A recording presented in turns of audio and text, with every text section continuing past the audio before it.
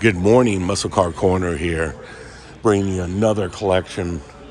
I'm going to run through all the cars, and then I'm going to do separate videos on these cars. It's Thursday here at Mecum. It's a cloudy day, about 70 degrees. It's been raining. I'm here in my bliss looking at Mopars after Mopar after Mopar.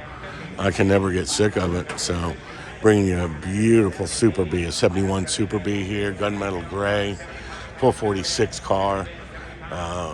This car is really nice, Super B. If you look at some of my past videos on 446, this is a Hemi car, on Frank's 71 446 that I did a video on at Garlett's Museum during his Mopar show at Big Dad's. So I'm going to bring more Mopars to you and show you what they got to offer here at Mecum. Take a look at this elephant under the hood. Hello. That's what I'm talking about. It looks like an elephant under the hood. 426 air grabber hood. It's a Hemi. Here's some of the information on this vehicle. 71 Hemi Super B, the only factory 4-speed Hemi Super B in light gunmetal gray in 71. It's got a little bit of equipment on it. Front rear spoilers, hideaway headlights. It's got the Pistola grip, tinted glass, chrome driver's mirror, styled road wheels. Does not have a price of what this vehicle's going to go for. It's in this muscle car collection, the Deering muscle car collection. So showing you this nasty Super B. I just love a 71 Super B. This car was built on the same platform as the 71 Charger RT. It was a dual purpose car, and it's got a pistol grip with no console. Plain Jane. This car was made to rock and roll right out of the showroom floor. You put headers, slicks, and went super stock racing with this car. That's what it's all about, or street racing, you know. So it's nice to see a different color. You don't see a lot on these 71s. I like it. It looks really nice. It's pretty rare, this color is. This is one of Wellborn out of his museum. So I believe this was one of his cars that he sold. He had the biggest collection of 71 RT Chargers in existence several years back, and he sold them, but he loves a 71 RT Charger and Super Bs. He's a nut about them, as well as I am too. Owned mine for 12 years, and it's a magazine car and Hot Rod and Mopar magazine. Google 1971 Blue Cheer. 1971 Charger RT Blue Cheer. Bring the article up on my 71. But I tell you what, I love this gunmetal gray on this car. It is just amazing. So we've got a Superbird up next, 70. It's a V-code car. It does have a broadcast sheet. So just wanted to bring this 440 6-barrel to you.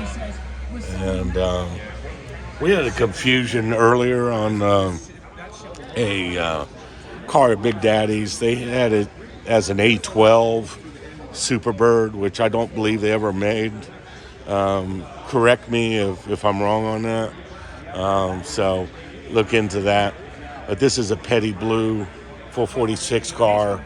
And look at that. Original brake booster on it. That's crazy. Doesn't look like this motor has been out of this car. It may have, but the way I see everything, it's unrestored. The engine, you can usually tell, they left the patina on the exhaust. The valve covers were like that. They weren't perfect. The paint was from the factory. So, just showing you basically some of the things. Leaving patina on a car is really beneficial to the car and the restoration. If it's a piece that you can live with. It's unrestored. Like, take a look at that Roadrunner horn, the patina on this horn. Do you see that? It's not new. It's not restored. It's an original Roadrunner horn. Beep, beep. Look at the core support on this car. It's never had any paint put on it. That's factory. They painted this portion here, the inside of the fender wells, up to the lip. But if you look here, you'll see that core support has never been painted. And I like seeing the originality. That's very smart to do on a restoration car of this magnitude, you know. So let's take a look at the specs on this one. 70 Superbird, 446 barrel, 4-speed broadcast sheet. It's got 43,000 miles on it. Petty blue. It's a track pack with a 354 gear. It's got the, all the goodies. There's not a lot of option on these cars. Bucket seats, pistola grip, tic-toc tack, hood pins. Came with dual exhaust. I guess the tips, and then the polyglass tires. So, looks like this car is out of North Carolina, and I think I've seen this car before, if I'm not mistaken. It's got the original birds. Yeah, this was here last year. Original interior on it, from what I can see. Everything's got some patina on it. It's not over-restored. Take a look at this. Yeah, Richard Petty signed. This is the same one. Petty signed this one. It's got the original decals. You can tell by the patina on the decal as well. It's weathered. It's turned a little bit yellow. The white has. But the Roadrunner still looks awesome. Look at the detail on that original decal from back in 70. Neat stuff. Well, I tell you what, I just love me a Roadrunner Superbird. This one's kind of cool. So we got a Limelight here, 70 as well. This one's been fully restored. As you can see, the decals are as fresh as new, and not the same as you would have on saving the original decals if they were good enough, and saving the paint on the spoiler. As you can see, it's a little different color.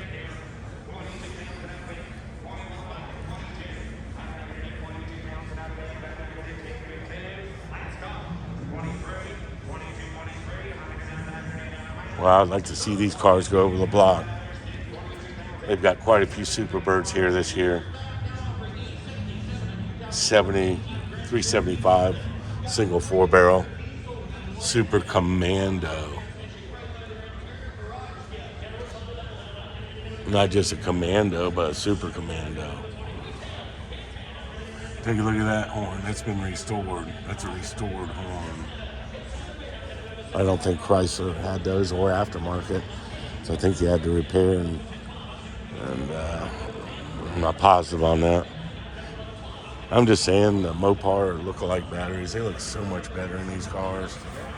Got a car this stature, you don't want to have a Mopar original style battery in it. They're about $400. They're pricey, but they're worth it. They last quite a while. That's just me. This thing's got 70,000 on it. It's been driven. One of 935 Superbirds produced. It is a track pack with 354. It's a Dana out back, which is a perfect road gear. You get that 410 track pack and super track pack, and let me tell you, you can't cruise it on the highway. 60 miles an hour and things turning some R's, This Limelight looks so nice on this Superbird. I really like it.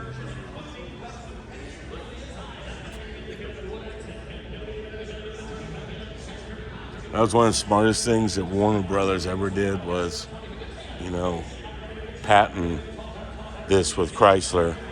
It was a smart move on both parts, because it brought in so many people.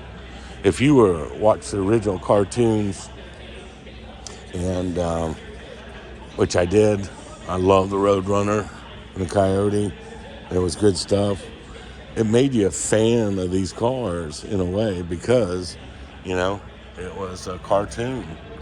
What a very smart thing that Chrysler and Warner Brothers did at the time is make those two together, you know. So, you know, I'm looking at this thing. I see just a couple little things here and there. I won't mention it's nothing major. It's well restored. I've got that eye, an old eagle eye from being a body man, a painter for many years and restoring cars. I always look at things as if I did it, and is that right or not? You know, like leaving the, here we go again. This car has got originality under the hood that I really like. You know, it's got the original sticker. The core support has never been painted in this. The BP Porn's original. You know, they really went all out with it. You know, they did paint the motor. The motor's been out of it apparently, but put markings back on it. The radiator has never been painted. That's cool. Leaving that patina really makes this restoration unique. And here again, one of those, $400. Get them from Mopar. 446.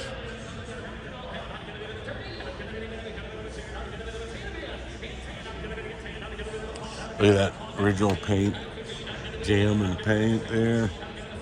Man, I'll tell you what. There's some originality of the paint here too. Certain panels haven't been painted. I can see the original lacquer on the hood. I think they painted what they had to. Of course, these cars were all garage kept. Nobody left these cars out, very rarely. If you owned one of these, you loved it. You polished it every night. You're out there just cleaning it, making it look cool, and getting and driving it. And not many people left these out of the garage unless they didn't have garages, you know. This is a column shift torque flight, split bench seat.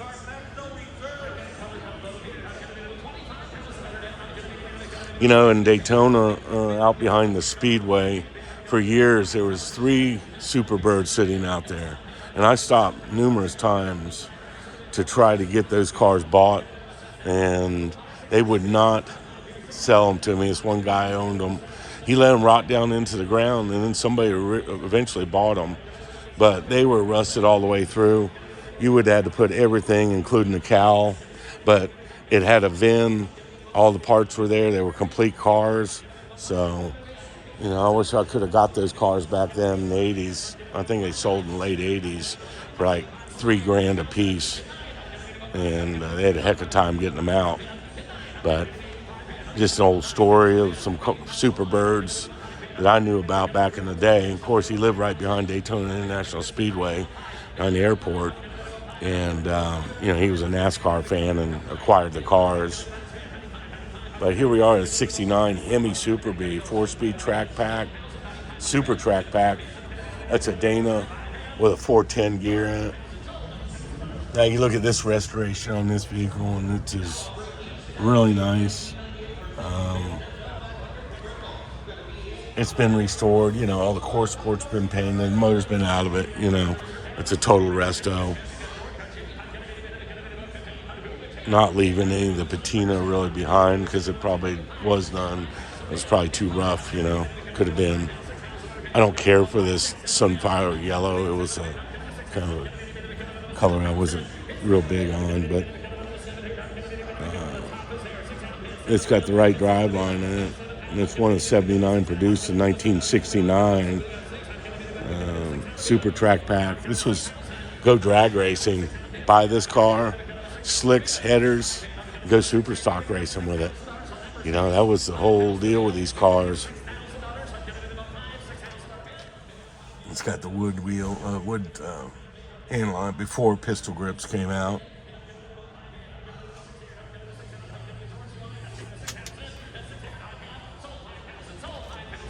They were plain Jane, these Super Bs. You could buy them for near nothing. I think they were, I don't know, around $3,000. And if you check the box for a Hemi, though, you added $747 onto that by checking the box for a Hemi, and then a little bit more for the track pack. But these were no frills, nothing inside, manual crank windows. Let's take it out and beat the car up. And that's what they did with these cars. There's not a lot of Super Bs left, be truthful with you. Now I see a really nice ARR CUDA. Dan Gurney, All-American racer with Chrysler back in the day. They teamed up and did the Trans Am series. And that's how these cars arrived. And I love that series. I said in an earlier video, I'd like to see them come back out with the Trans Am series. I think it'd be super cool with the original cars. Would be super neat. But there's nothing these days that's built. You could run, Mustang and Camaros and all those, and use the new cars. But it'd be so much cooler to bring it back with the original cars. But that couldn't be done, unfortunately, because they're worth too much money. And they don't make all the parts for them anymore, so that's a no-brainer. But still love these cars. Like to see them on the track. I believe up in Connecticut at Lime Rock, they run these Trans Am, the original Trans Am cars. This lemon twist yellow is a turn-on color. It's really nice. ARR.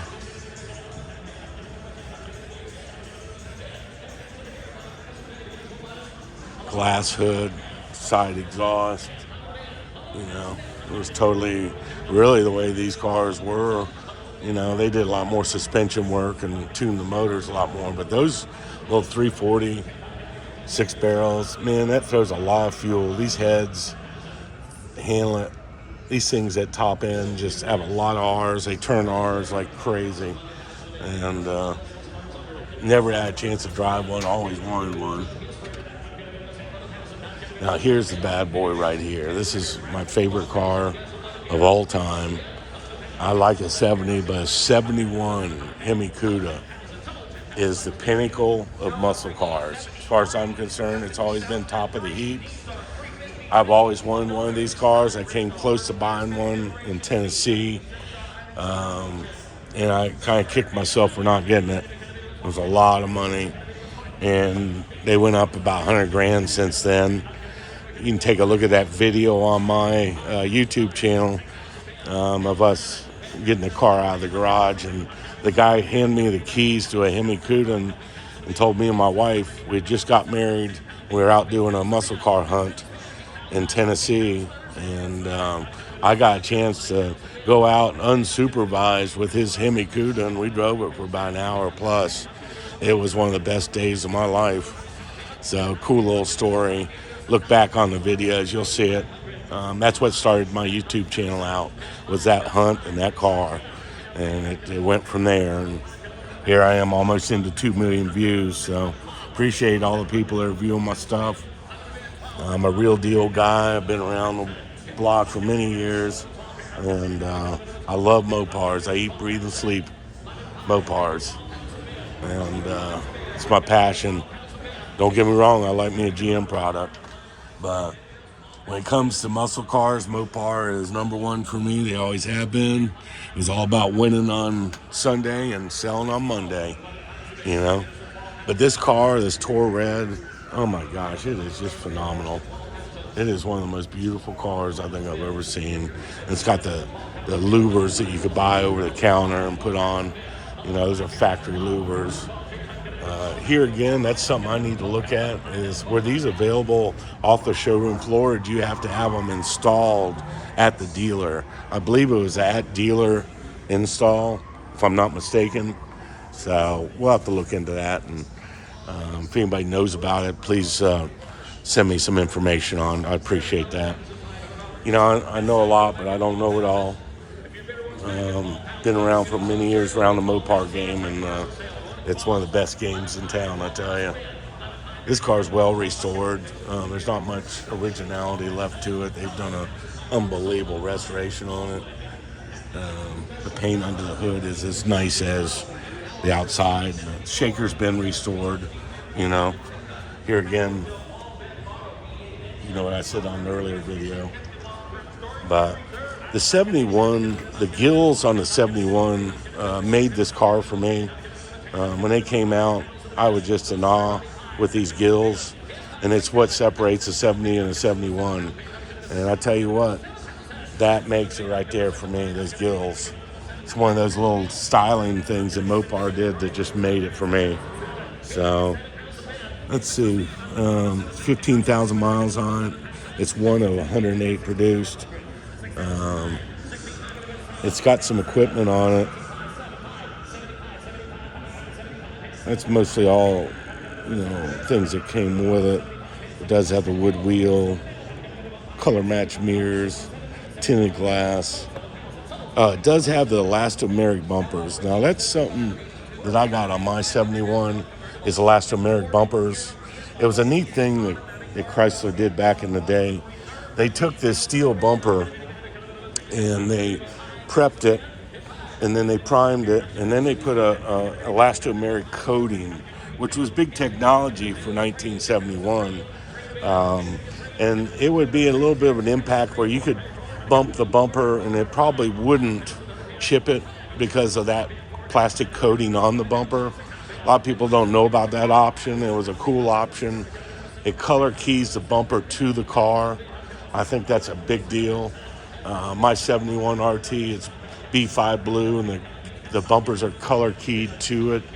I tell you what, it makes the car stand out versus a chrome bumper. So just a couple of things that I think are really good options, on any of the Mopars back in the day. When you were checking the boxes, it made a lot on what these cars were going to be worth in the future and what options you had on the car. So, going over this car, this thing is a 10 out of a 10. I cannot find a flaw on this car. I mean, look at the plating on the hood latch. Everything is just perfect. Correct plating here. A lot of things that when you do a restoration, you got to take your time and really do all those things. And that's what makes a 100-point car, So we've got a couple more Mopars over here. We've got a ARR Limelight, a really nice car. It's inspected and verified by Galen Glovier. Original number match engine, broadcast sheet, window sticker, all important things that a lot of people saved when they bought these style muscle cars. It was important when you bought a car like this, man, save all the documentation on it. Something a lot of people don't do. A lot of people don't like, transferring the documentation because it's got personal information and whatnot. But if you can white those out, and get those documents, man, that's very important when you're buying a muscle car. Documentation's everything. So look, if you're ever buying a Mopar, an early Mopar, look at what documentation it comes with the car. It's so important. And to state it on the windshield, because it makes the car worth more money. And that's what it's all about in this game, is to buy and sell them, make some money, enjoy them, have them in the garage, and move them on to the next person and make 10, 20, 30, 40%. I don't know. These cars are like stocks, I've been in the game for a long time, restored many cars, bought and sold tons of cars. And, it always treated me right. I put my money into cars. I was a body man and painter, and started in a body shop in 76. And had my 69 Roadrunner convertible. And I had saved for that car. It was $2,600. And I had $1,600 saved from working in a bike shop and for my dad. And he put the other $1,000 and let me make payments to him. And that was the start of the muscle car era for me, owning a 69 Roadrunner convertible, so good stuff. It's what made me who I am, and as much of a muscle car fan, owning a car like that back then, it was the shit, man. But I like this lemon twist yellow on this Roadrunner. It's nice, really nice. I'm sorry to bore you guys with my stories, they always pop up because I got so many of them, so many real life experiences with muscle cars and racing. And just bear with me if I get on a rant on certain little instances that happened in my life, but they're real true grit stuff. And I think a lot of people like to hear that, you know. So I got a lot of nicks on me. I've been through a lot for many years in this industry. And I'm just a real deal guy that has a passion for cars. And I hope I can bring that passion to you guys with this YouTube channel that I have and did as a project. And now it's turned into a major deal that I want to keep on doing it. And that's what I'm trying to do is get enough subscribers to get this thing off the ground where I make enough money, and I'm going to travel to all the major events and have it all for you guys to enjoy. So sorry if I bring too many Mopars into the mix, but it's just who I am. Now, this GTX air grabber car, it is really nice. Well restored, it looks like. Dog dish hubcaps.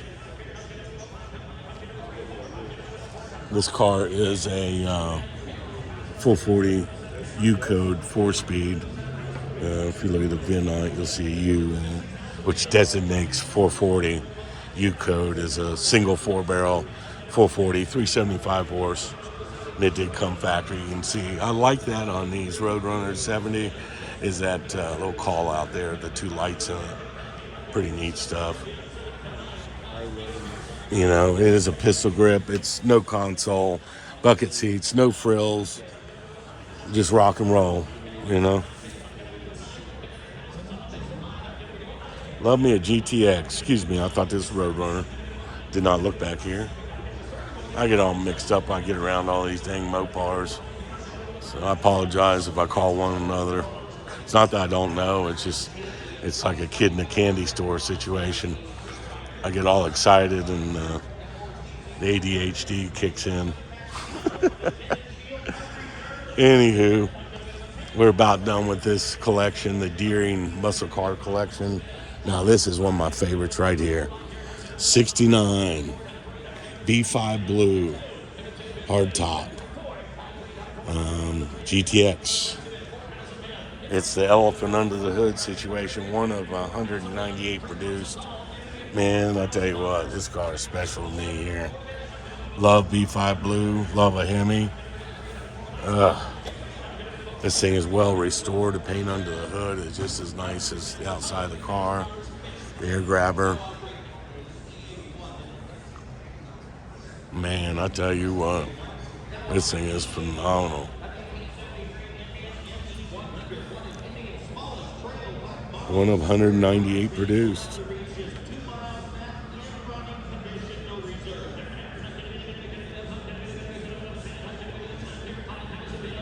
Oh, the old solid state thumb wheel radio.